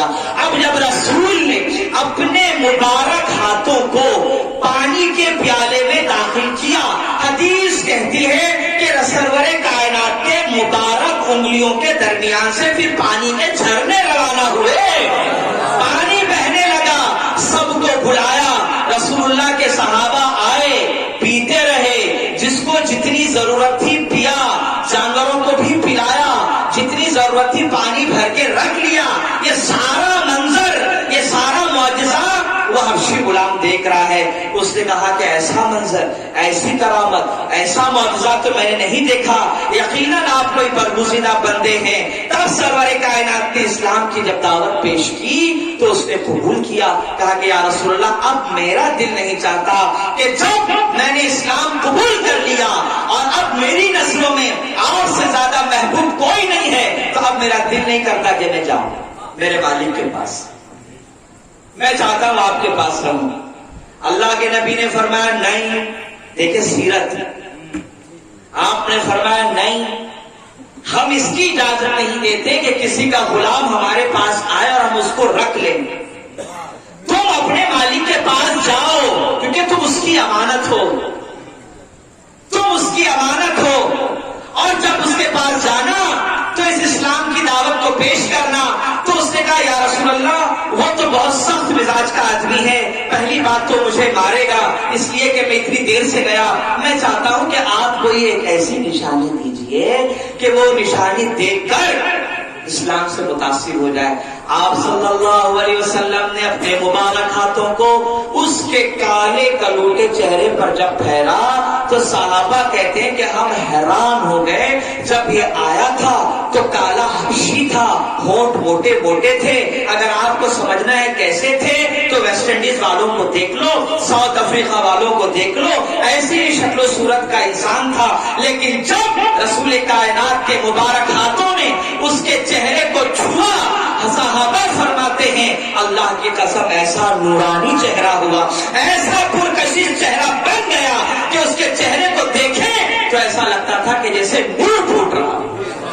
اب یہ گیا اپنے مالک کے پاس, سردار میں آ گیا. تو اس نے کہا بھائی تو ہے کون؟ کون ہے تو؟ کہا میں آپ کا غلام. تو میرا غلام کہاں سو سکتا ہے؟ وہ تو کالا کلوٹا حبشی تھا, تیرا چہرہ دیکھ چاند کی طرح چمک رہا ہے, تو کہاں سے میرا غلام ہو گیا؟ تو اس نے کہا نہیں آقا, میں آپ ہی کا غلام ہوں. دیکھو آپ کی بیوی کا نام یہ ہے, آپ کے بچوں کا نام یہ ہے, آپ کی اتنی اونٹنیاں ہیں, آپ کی اتنی بکریاں ہیں, آپ کی اتنی پراپرٹی ہے, میں فلاں جگہ جا کے چلاتا ہوں. جب اس نے ساری باتیں بتا دی تو اس نے کہا ارے باپ رے, تو میرا غلام مگر تھا کالا کلوٹا, اتنا حسین خوبصورت نورانی کیسے بن گیا؟ تب اس نے رسول کائنات کا معجزہ جب بیان کیا تو اس نے کہا کہ اے نادان, تو کتنا خوش نصیب ہے کہ تجھے سرور کائنات کی صحبت نصیب ہوئی. اسلام کا نور تیرے چہرے سے جھلک رہا ہے. چل مجھے بھی لے کر اس محمد کے پاس. میں بھی چلتا ہوں, اپنے دل کو جگمگاتا ہوں. وہ اپنے غلام کے ساتھ سرکار کی بارگاہ میں آتا ہے, مصطفیٰ کو دیکھ کر کہتا ہے اشہد ان لا الہ الا اللہ واشہد ان محمد رسول اللہ. اس کے بعد کہتا ہے یا رسول اللہ, پہلے میرا غلام آپ کا غلام تھا, میں اس کا مالک تھا, لیکن اسلام قبول کرنے کے بعد یہ اور میں ہم دونوں آپ کے غلام ہیں اور آپ ہمارے مالک ہیں. نعرہ تکبیر, نعرہ رسالت, نعرہ حیدری, نعرہ رسالت. عزیزان ملت اسلامیہ, راتیں ختم ہوگی مگر باتیں رسول اللہ کی بولو نہیں ختم, کیونکہ اللہ نے وہ شان دی ہے نا, وہ مقام اور مرتبہ دیا ہے. اسی لیے تو ہم شفاعت کے لیے جس کی ذات سے امید لگائے بیٹھے ہیں وہ سرور کائنات کی ذات ہے نا, کہ جب لوگ اپنے اعمال کے ساتھ آئیں گے اور پتہ چلے گا کہ ان کے لیے جہنم کے فیصلے ہو گئے, تو ایک ہی ذات ہے جو ان کو جہنم سے بچا سکتی ہے, وہ ہے رسول اللہ کی ذات. لوگ جناب آدم کے پاس جا کر کہیں گے کہ آپ ہمارے ابا ہیں, اب آپ کی اولاد ہیں, غلطیاں کر کے آئے ہیں, سزا کے طور پر جہنم میں داخل کیا جائے گا, آپ ابا ہیں, ہمیں بچا لیجئے. جناب آدم کہیں گے اذهبوا الی غیری, کسی اور کے پاس چلے جاؤ, آج تمہارا باپ ہو کر بھی میں تمہارے لیے کچھ نہیں کر سکتا. صاحب لوگ مایوس ہو کر میدان محشر میں گھومتے رہیں گے, سمجھ رہے ہیں آپ, میدان محشر میں گھومتے رہیں گے اور گھومتے گھومتے ہر نبی کے پاس پہنچیں گے. جناب عیسیٰ کے پاس, موسیٰ کے پاس, داؤد کے پاس, ابراہیم کے پاس, اسماعیل کے پاس, سب کی بارگاہ میں جانے کے بعد سب کو ایک ہی جواب ملے گا, اذهبوا الی غیری, کسی اور کے پاس جاؤ, آج ہمارا کام نہیں ہے. جب لوگ مایوس ہو جائیں گے تب لوگوں کے دلوں میں یہ بات اللہ کی جانب سے ڈالی جائے گی کہ آج مجرم, نیک اور پرہیزگار سب ایک میدان میں جمع ہیں. مجرموں کو سزا طے ہے, نیک لوگوں کے لیے جزا طے ہے, لیکن اگر مجرم اگر آج بچنا چاہتے ہیں تو اس جرم سے مجرموں کو بچانے کے لیے اگر کوئی ذات کوئی کام آنے والی ہے تو سوائے میرے محبوب کے کوئی تمہیں نہیں بچا سکتا. اسی لیے جب لوگ رسول اعظم کے پاس جائیں گے تو آپ صلی اللہ علیہ وسلم یہ نہیں کہیں گے کہ اذهبوا الی غیری, کہ کسی اور کے پاس جاؤ. جب لوگ کہیں گے یا رسول اللہ ہم آپ کے امتی ہیں, گنہگار ہیں, چلے آئے, اپنا منہ اٹھائے, اب اللہ کے عذاب میں گرفتار ہیں, جہنم کے فیصلے ہو گئے, تب اللہ کے نبی ساری باتیں سن کر صرف یہی کہیں گے انا لہا, میں اسی لیے ہوں, انا لہا, میں اسی لیے ہوں, گھبراؤ نہیں, تم چاہے لاکھ جرم کر کے آئے ہو, میری شفاعت کے ذریعے اللہ تمہیں جنت عطا فرمائے گا. یاد رکھو شفاعت کے طلبداروں, شفاعت اس کا مقدر نہیں ہے جو دلے زہرا سے بھٹکے اور بنو امیہ کے جھوٹے مکاروں کے طرفدار بندے گھومے. شفاعت کے حقدار بس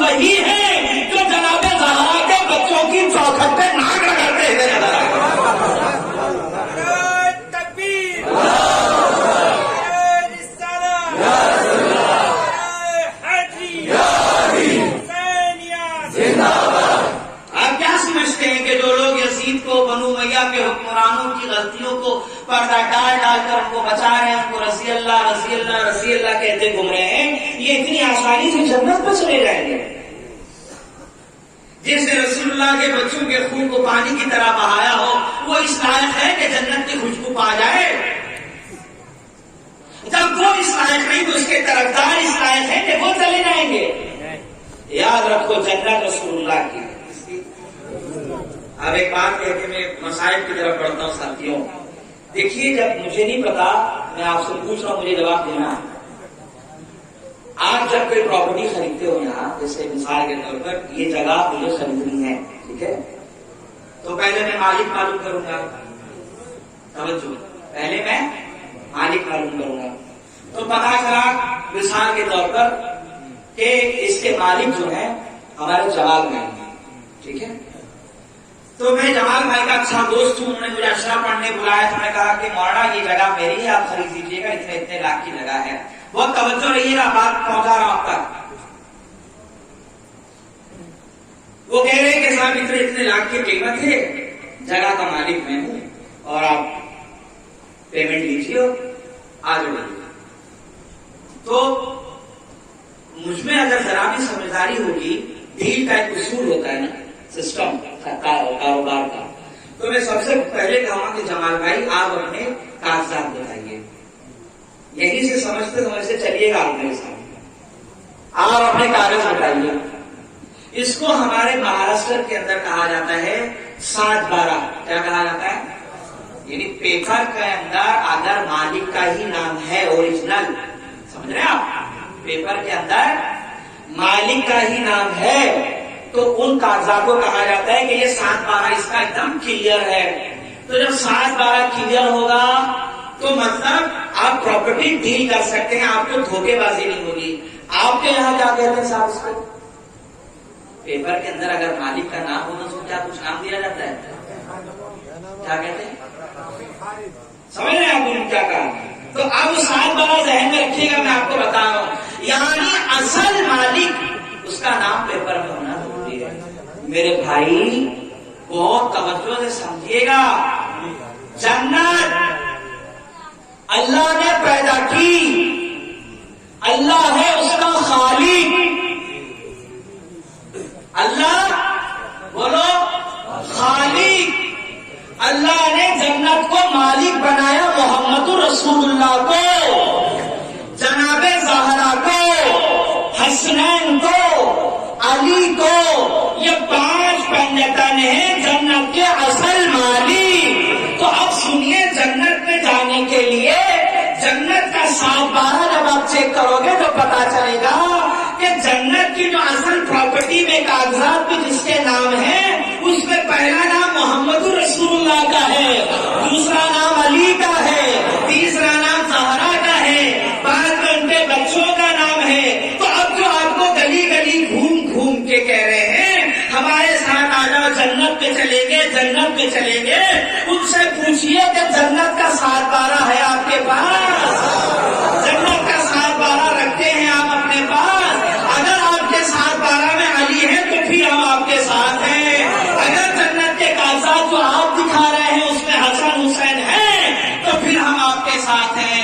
تاجدار ملت اسلامیہ، آج پوری دنیا میں لوگ فری میں جنت بانٹتے گھوم رہے ہیں، تو آپ جنت کے چکر میں ایمان مت خراب کریے گا۔ جب کوئی آپ سے کہے کہ ادھر آؤ جنت ادھر ہے، تو آپ پوچھئے کہ پہلے جنت کے پیپر بتا، جنت کے مالک کے نام جناب زہرا، حسنین، جناب علی اور رسول اللہ سے اگر تیرا تعلق ہے تو تو میرا اپنا ہے، اگر ان سے تیرے رشتے ٹوٹ چکے ہیں تو الگ میں سمجھ رہے آپ؟ ملت اسلامیہ، نبی محترم صلی اللہ علیہ وسلم کی شان مقدس اور آپ کی بابرکت ذات جس پر گفتگو کرنا ہر ایک کے لیے انتہائی بابرکت اور ذریعہ نجات، لیکن میرے دوستوں انتہائی افسوس کی بات یہ ہے، توجہ کریے گا بات کو، میں مسائل کی طرف اپنی گفتگو کو لے کر چل رہا ہوں۔ اللہ کے نبی کی اتنی بلند شان جاننے کے بعد بھی میرے خیال سے लोग आते रहेंगे इंशाल्लाह, ठीक है। तो वो आएंगे ना तो थोड़ा सा आपको जरा करीब करीब होके अपने भाइयों को जगह देना, जल्दी जल्दी जल्दी जल्दी, थोड़ा थोड़ा करीब करीब हो जाओ, बहुत अच्छी बात। और कल से महफिल में कोशिश करना एकदम आगे आगे आके बैठना, ताकि पीछे से जो लोग आए ना तो उनको जगह मिल जाए, ठीक है। बस बस ज्यादा शोर शराबा नहीं, बच्चे खामोश रहें, क्योंकि अब महफिल बिल्कुल इख्तिताम की तरफ जा रही है। अज़ान मिल्लत इस्लामिया जिसको जहां जगह मिले वो वहां बैठे, बस क्यों समझ लें वो जगह हुसैन ने उसके लिए बुक कर दी है।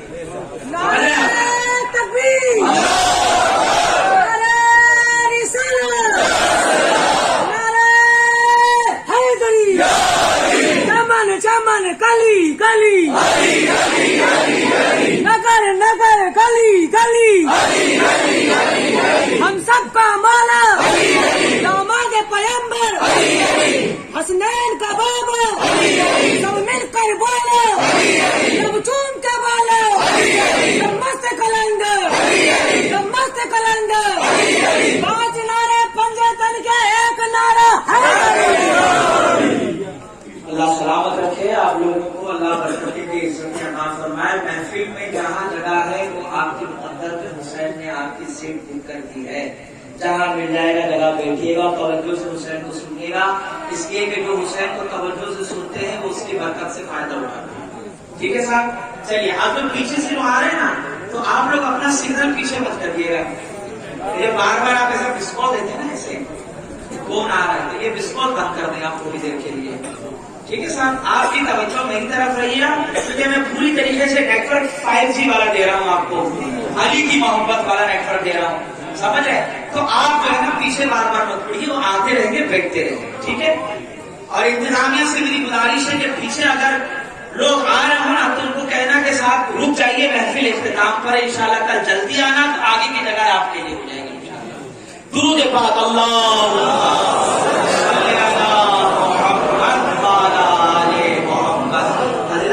इस्लामिया में अल्लाह की तौफीक से, मौला हुसैन की इनायतों से पिछले 7 साल से अशरा पढ़ता हूँ, लेकिन यकीन जाने इस महफिल में बैठकर इस मिंबर पर सच कहता हूँ कि मजा मुझे यहाँ मिल रहा कहीं नहीं आ रहा है, क्योंकि यहाँ तवज्जो से सुन के बात को समझकर आगे बढ़ने वालों की कसीर तादाद में यहाँ पर देख रहा हूँ अल्हम्दुलिल्लाह। और एक अजीब सी कैफियत है, बस यूँ समझ लीजिएगा कि अल्लाह की रहमत के साए महफिल में बरस रहे हैं, हर एक को हिस्सा मिलेगा इंशाअल्लाह। अल्लाहु अकबर। अज़ान मिल्लत इस्लामिया इतनी अजीम जात रसूल कायनात की, लोगों को कदर करना चाहिए ना, बोलिए। मगर जनाब लोगों ने रसूलुल्लाह को कत्ल करने की प्लानिंग की, समझ रहे हैं। अब ये हकीकतें सुनिए आप, हाँ ये जल्दी आपको नहीं सुनाएंगे लोग, आप आते हैं, लेकिन माफ कीजिएगा इस मजलिस के आखिर में भी अगर कोई बच्चा बैठा हो ना तो उसके बारे में मेरा ये ईमान है कि वो सिर्फ हुसैन के लिए आता है, वो नान खटाई और बूंदी और बिस्किट के लिए नहीं आता है, ये तो हुसैन का तबर्रुक है जो आपके हिस्से में अल्लाह पाक अता फरमा देता है। तो जब आप आए हैं तो कुछ सच्चाइयां सुनिए और दिल बड़ा रखकर सुनिएगा। लोगों ने रसूलुल्लाह को कत्ल करने की साजिश की और पहली प्लानिंग वहां की जब हिजरत से पहले कि आज रात ये सोएंगे तो सारा कबीला मिलकर एक साथ हमला कर देगा। भाई सारे कबीले क्यों बुलाया आपने? का मसला यह है कि अगर एक ने जाके कत्ल किया तो बनु हाशिम जो है उसके पूरे कबीले को कत्ल कर देंगे। तो जब सब मेजॉरिटी के साथ जाएंगे, सब कबीले के लोग मिलकर बात करेंगे, हमला करेंगे, तो फिर होगा ये कि ये किस किस के साथ लड़ेंगे बनु हाशिम। तो इन्होंने मेरे भाइयों रसूलुल्लाह को कत्ल करने की साजिश की, मगर जिसको अल्लाह रखे उसको कौन सके, समझ रहे हैं आप। तो अल्लाह के नबी अलैहिस्सलाम को तो खबर थी कि ऐसा होगा, तो अल्लाह के नबी अल्लाह के हुक्म से जब हिजरत करने के लिए तशरीफ ले जा रहे थे तो अली को उस रात सुला दिया, समझ रहे हैं आप। अब सुनिए, जो मौलवी हजरात अली की सीरत पे ये कहते हैं कि साहब अली की हाइट छोटी थी, अली का पेट निकला हुआ था, भाई वो अली है, मौलवी नहीं। बुरा मत मानिएगा اور بات کو ذرا سمجھیے گا، علی ہیں وہ مولوی نہیں کہ اتنی بڑی بڑے توڑ لیے گھومیں گے کہ یہاں بھی نام کھتا ہے، یہاں کا فاتحہ، یہاں کا حلوہ، یہاں کی برجی، یہاں کی گیارہویں، یہاں کی چھٹی آنے دو. سمجھ رہے آپ؟ وہ علی ہیں. اور حضور کی سیرت میں کیا ہے؟ اللہ کے نبی علیہ السلام نہ تو بہت لمبے تھے نہ تو بہت کاٹے تھے، درمیانی ہائٹ تھی آپ کی، درمیانہ تک. اور ایسے حسین، اللہ اکبر، بات ہوتی رہے گی مگر کہیں کھڑے ہو جائیں تو لوگوں کو لگتا تھا کہ سب سے بلند آپ ہی ہیں. یہ کمال تھا حضور کا. اور یہ ہائٹ اور پرسنالٹی کو عرب کے کافر دیکھتے تھے روزانہ. یہاں میں نقطہ دے رہا ہوں، سمجھیے گا. عرب کے کافر روزانہ یہ دیکھتے تھے کہ حضور کی ہائٹ کیا ہے، پرسنالٹی کیا ہے. تو جب رسول رات کو تشریف لے گئے اللہ کے حکم سے تو بستر پہ سویا کون؟ علی. تو جب علی سوئے تو معاذ اللہ اگر علی کی ہائٹ چھوٹی ہوتی اور پیٹ نکلا ہوتا تو لوگ یہ کہہ دیتے کہ صاحب یہ کون سویا ہوا ہے. سمجھ رہے آپ؟ لیکن جتنے حملے کے لیے آئے تھے تو بستر پہ علی کو لیٹا ہوا دیکھ کر سمجھ رہے تھے کہ محمد سوئے ہوئے ہیں. سمجھ رہے ہیں آپ؟ وہ یہی سمجھ رہے تھے کہ محمد سوئے ہوئے ہیں. لیکن چونکہ تقدیر میں شیر خدا پہ حملہ نہیں لکھا ہوا تھا، اب چوہوں کی اتنی ہمت ہے کہ شیر خدا پہ حملے کر جائیں. حضرات ملت اسلامیہ، جب رسول اس پہلے حملے سے اللہ نے ان کو محفوظ کر کے لے گئے اللہ تعالی، تو پھر انہوں نے سوچا کہ تبوک کا ایک اچھا موقع ہے. جنگ تبوک پڑھیے تبوک، بدر میں علی ہیں، احد میں علی کی بہادری دکھے گی، تبوک میں آپ کو چھپی ہوئی منافقت پتہ چلے گی کہ لوگ کلمہ پڑھ کے جو رسول کے پیچھے گھومتے تھے کہ کتنے خطرناک لوگ تھے. پوری پلاننگ تھی کہ جب تبوک سے رسول واپس آئیں گے تو پہاڑوں کی بلندیوں سے جب رسول جائیں گے تو پیچھے سے دھکا مار دیا جائے گا، سب مل کے ماریں گے. ایک نہیں، دو نہیں، 12 لوگ تیار ہوئے. 12 لوگ جو اس کام کے لیے سلیکٹ ہوئے کہ جب رسول آئے تبوک سے اور پہاڑ کی بلندیوں کی طرف سے جب نیچے اتریں گے تو یہ 12 مل کے ایک ساتھ حملہ کر دیں گے تاکہ رسول پہاڑ سے نیچے گر جائے. اللہ نے یہاں بھی محسوس کیا، مگر وہ جتنے 12 آئے تھے وہ ہمیشہ کے لیے داغدار ہو گئے. اللہ نے ایسی صلت کی موت ان کے مقدر میں کر دی کہ جب مرے تو دبیلا نام کے پھوڑے سے مر گئے. دبیلا نام کے پھوڑے سے مر گئے. صاحب جب پھوڑا نکلتا تھا یہ گھر میں چھونے بیٹھتے تھے، نماز میں تو پہلی صف میں تھے، مگر جب پھوڑا نکلا تو یہ گھر میں چلے گئے. لوگوں نے کہا وہ نظر نہیں آ رہے، پتا چلا صاحب بہت بیمار ہے، معلوم ہوا پھوڑا ہو گیا، مر گئے. صحابہ نے کہا مارا نہیں، جہنم میں گیا اس لیے کہ منافق تھا. اللہ کے نبی نے کہا جو منافق ہے اللہ اس کو دبیلا پھوڑے میں موت دے گا. ان سے بھی اللہ نے محفوظ کیا. تو صاحب انہوں نے کیا کیا؟ خیبر کے دن اپنی چال چلی. میں رسول اللہ کے پاس مجھے سازش بتا رہا ہوں. انہوں نے کہا کہ کام کرو، زہر ملا دو کھانے میں اور نبی پاک علیہ السلام کو کھلا دیا گیا. یہ زہر ایسی منحوس چیز ہے کہ اس نے ہمیشہ اپنا رنگ دکھایا. رسول کو خیبر میں زہر دیا گیا گوشت کے ٹکڑے میں، جس کی وجہ سے آپ کی شہادت ہوئی. تمام شیعہ، تمام سنی اس بات پر اتفاق کرتے ہیں کہ رسول اللہ کا وصال نہیں، آپ کی شہادت ہوئی ہے. سمجھ رہے ہیں آپ؟ رسول شہید ہیں، اس پر سب کا اتفاق ہے. تو یہ زہر ایسا منحوس تھا کہ اس نے ہمیشہ اپنا رنگ دکھایا. خیبر میں رسول اللہ پر، کوفہ میں علی کے اوپر جو حملہ ہوا اس تلوار میں، حسن کو مدینے میں، یہ زہر ہمیشہ کام کرتا رہا. پھر زین العباد کو انگور میں، امام علی رضا کو کھانے میں. تو گویا رسول اللہ کی اولاد کو جو شہادت کا جو سب سے بڑا سبب بنا وہ یہی زہر تھا. اور حسین کے ساتھ جو ہوا وہ دنیا جانتی ہے. تو عزیزان ملت اسلامیہ، اللہ کے نبی صلی اللہ علیہ وسلم کی شہادت کے لیے ہمیشہ کوشش ہوتی رہی، مگر چونکہ اللہ کو آپ کو بھی شہادت کے مقام اور مرتبے پر فائز کرنا تھا، اس کے لیے اللہ رب العالمین نے اس گوشت میں جو زہر ملا ہوا تھا اس ایک ہلکے سے قطرے کا اثر رکھا. اور جب آپ اس دنیا سے تشریف لے جا رہے تھے تب آپ نے اپنے صحابہ سے کہا، اپنے گھر والوں سے کہا کہ خیبر کے موقع پر جو زہر مجھے دیا گیا ہے میں اس زہر کو محسوس کر رہا ہوں. سمجھ رہے ہیں آپ؟ یہ آپ صلی اللہ علیہ وسلم نے باقاعدہ یہ بات بیان کی. عزیزان ملت اسلامیہ، اگر درد بھری تاریخیں اہل بیت کے اور مصائب اگر بیان کیے جائیں تو کوئی ایسا انسان نہیں ہوگا، شاید پتھر دل انسان ہوگا جو سن کے روئے نہ اور اس کی آنکھیں نہ بھیگے، اس کے چہرے نہ رنگین.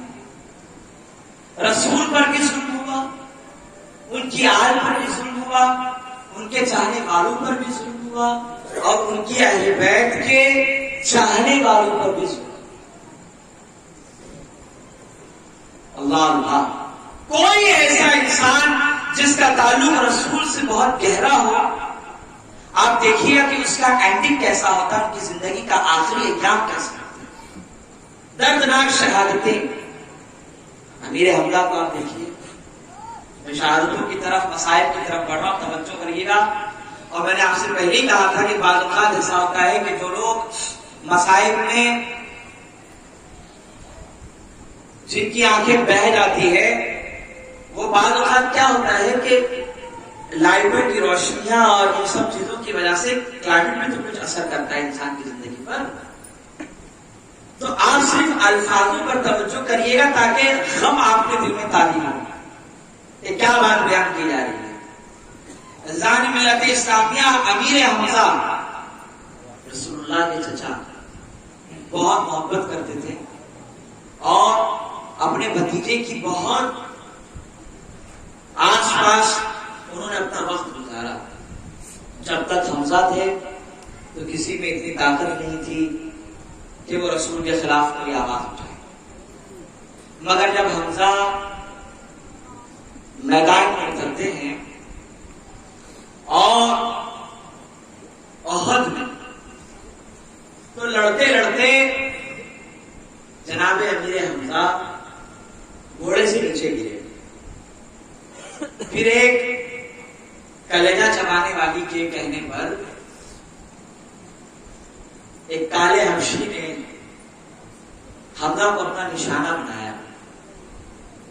عزیزان ملت اسلامیہ، جب اس نے نشانہ بنا لیا حمزہ کو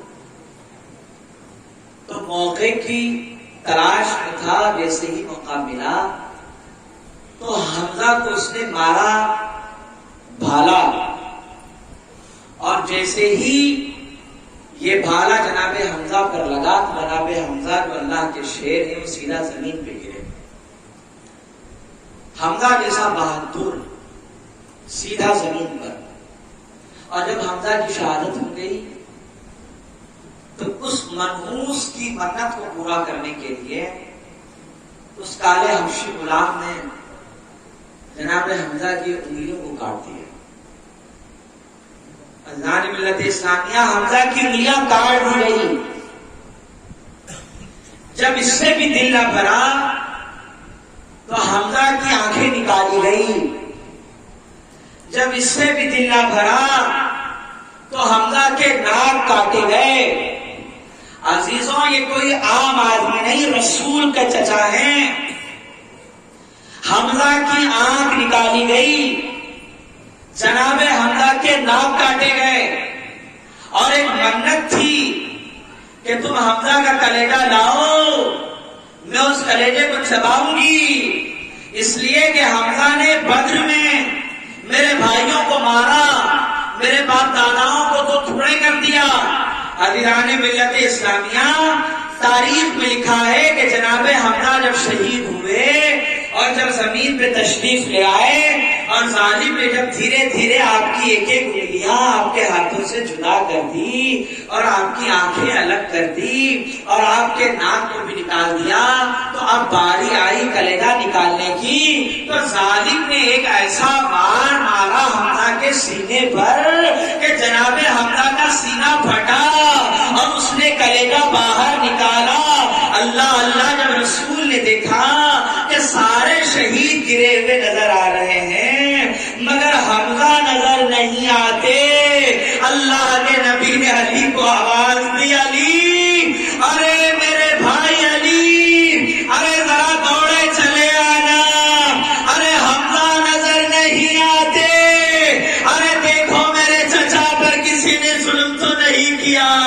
عزیزان ملت اسلامیہ، اب علی دوڑے چلے گئے، ارے بدر کے میدان کو تلاش کرتے ہیں۔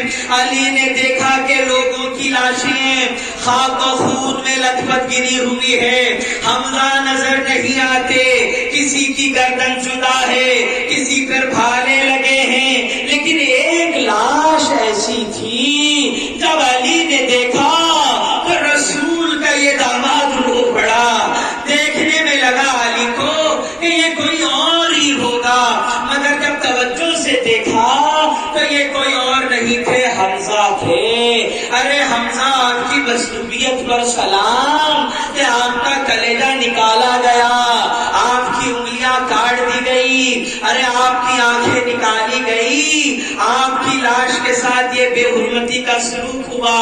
جب علی نے حمزہ کی یہ درگت دیکھی تو آواز دی، یا رسول اللہ ادھر چلے آئیے، ارے حمزہ زمین پر، ارے خاک و خون میں لت پت، ارے حمزہ کا کلیجہ جسم سے نکال دیا گیا۔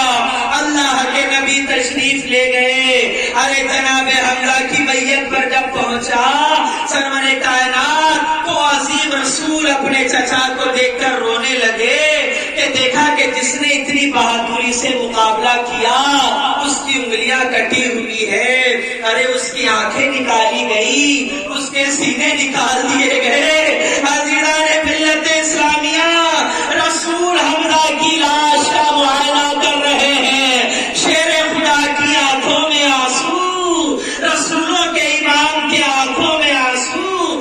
اچانک آواز آئی، ارے حمزہ کی بہن صفیہ آ رہی ہے، ارے صفیہ اپنے بھائی کی میت پر آ رہی ہے۔ عزیزوں، جیسے ہی رسول نے سنا کہ حمزہ کی بہن صفیہ آ رہی ہے، اللہ کے نبی نے کہا، علی ذرا جلدی کرنا، جلدی جلدی کفن حمزہ کو اڑا دے، میں پوچھوں گا یا رسول اللہ حمزہ کی میت کو چھپانے کا کوئی راز؟ اللہ کے نبی ضرور یہ کہیں گے کہ بھائی کی کٹی ہوئی لاشیں ارے بہنوں کو نہیں دکھائی جاتی، میں کہوں گا یا رسول اللہ آج حمزہ کی کٹی ہوئی لاش آج صفیہ سے آپ چھپا رہے ہیں، ارے مجھے عاشور کربلا آئی ہے، ارے دیکھیے زینب کو، ارے اپنے بھائی کی لاشیں پر، آئے میرا مظلوم امام، ارے کسی نے بھائی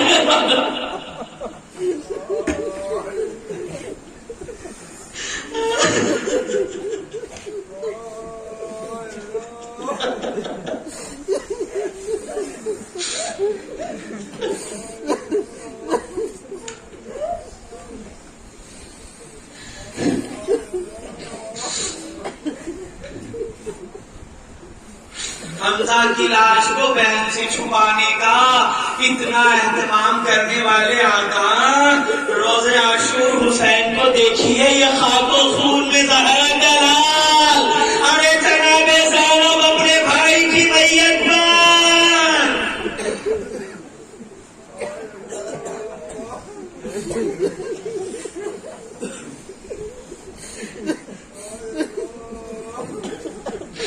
ارے زینب کو روکے تو کوئی کیسے روکے، آج رسول خدا نہیں ہے، ارے جناب حمزہ کی میت کو چھپانے کا فن مل گیا، آئے میرا مظلوم امام حسین، ارے آپ کے جسم کو چھپانے کے لیے کفن،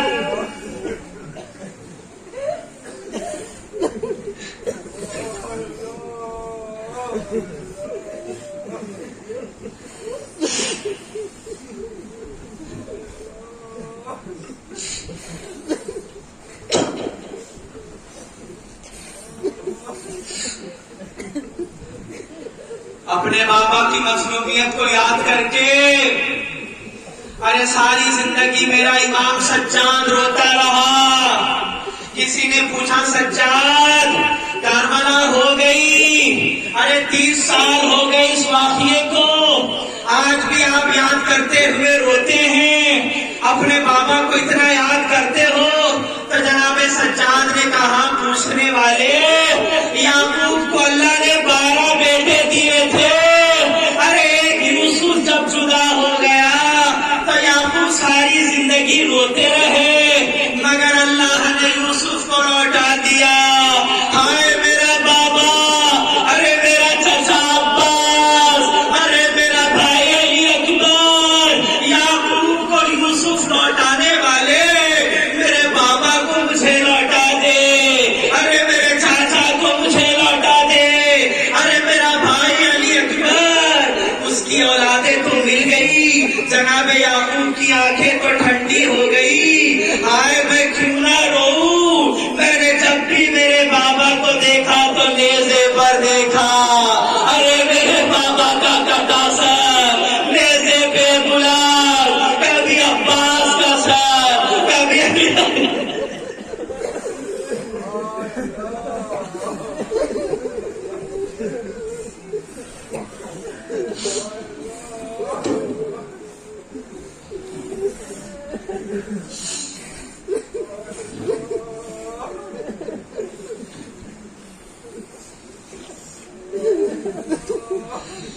جانور کو ذبح کرتے وقت جب جانور کو پانی پلایا جاتا تھا تو میرا امام دیکھ کر کہتا تھا ہائے جانور تیرے نصیب, ارے ذبح ہونے سے پہلے پانی تو مل گیا, ارے میرا مظلوم بابا.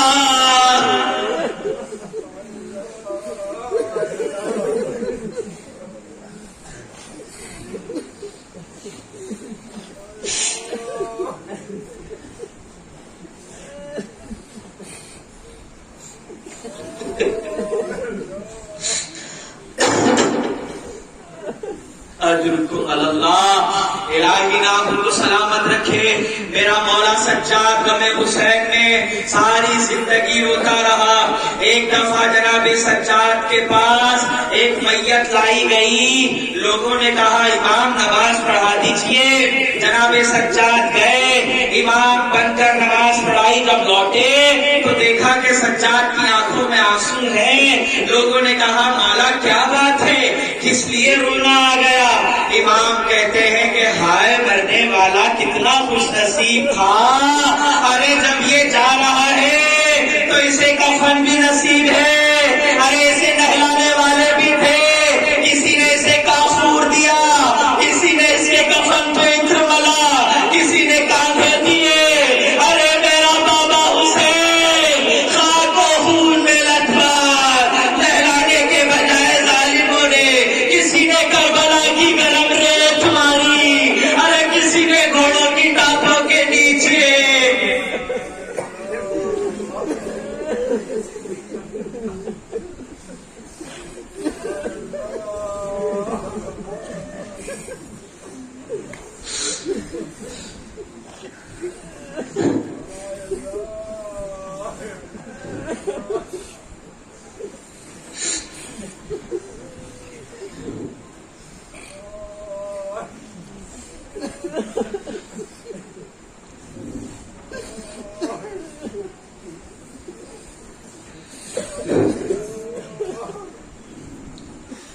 الہی ان آنکھوں سے نکلنے والے آنسوؤں کو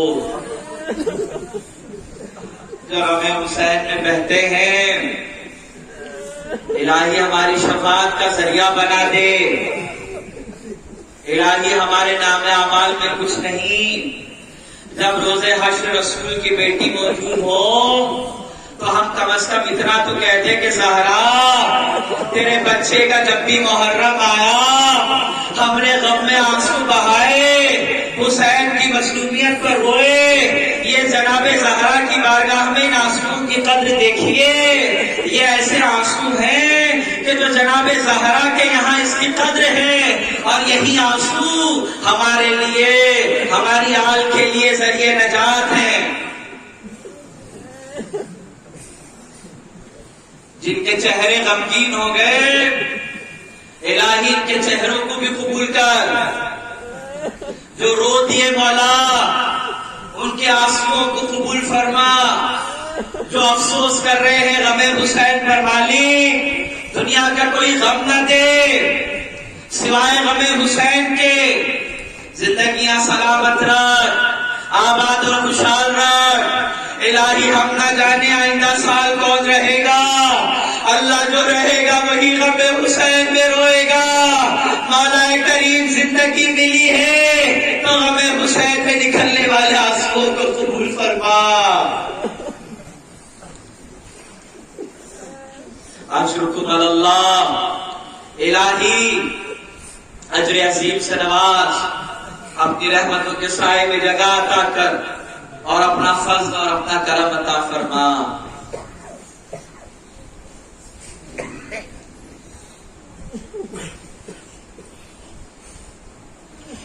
السلام علیک یا ابا عبداللہ وعلی آلک واصحابک یا ابا عبداللہ، وآخر دعوانا